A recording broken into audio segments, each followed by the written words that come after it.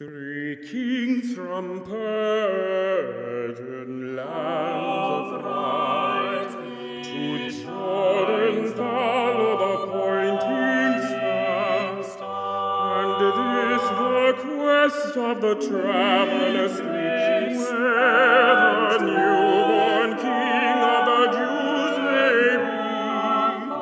Full royal gifts they bear for the King, good incense men are their offering.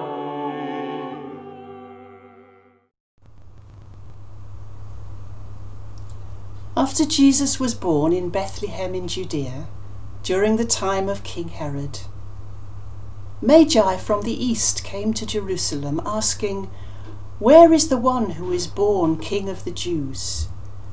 We saw his star when it rose and have come to worship him."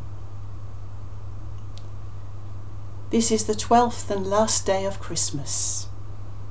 Time to switch off the lights, take down the tree, and pack away the decorations till next year. But today is also the start of a new season, the season of Epiphany.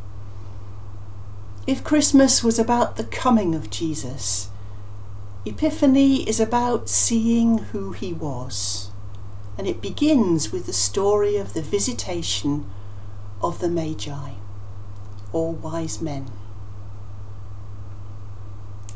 This can all seem like a bit of an afterthought. We've already seen the wise men at Christmas as they played their part in nativity plays and crib scenes. So why are we bringing them back now? It is thought that actually the Magi didn't join the shepherds at the manger, but that their visit to the Holy Family came much later, perhaps up to 2 years later. And anyway, they have a separate, distinct and important story to tell, one which not only introduces the Christ, but also anticipates how his story will end, and may guide us to find him afresh in our time and place. Unlike the shepherds, the Magi weren't taken by surprise by Jesus' coming. They knew exactly who they were looking for, the new King of the Jews, and they went straight to the top, to King Herod, to get directions. Here, as at the end of his life, Jesus would encounter fear and hostility from the ruling classes, from the religious leaders, and from all Jerusalem. And now, as then, they would conspire to have him put to death. And when they do have him put to death, the charge that will be written and attached to his cross is the title that the Magi gave him, the King of the Jews. And all Jerusalem will yell, "Crucify him!" This is the King who holds together heaven and earth, deity and humanity. Now he is worshipped and adored and presented with gold. Later he will be debased, mocked and stripped, and crowned, but with thorns. Now there is much rejoicing. Then there will be great sorrow and grief. Now his coming is heralded by a bright star that lights up the night sky.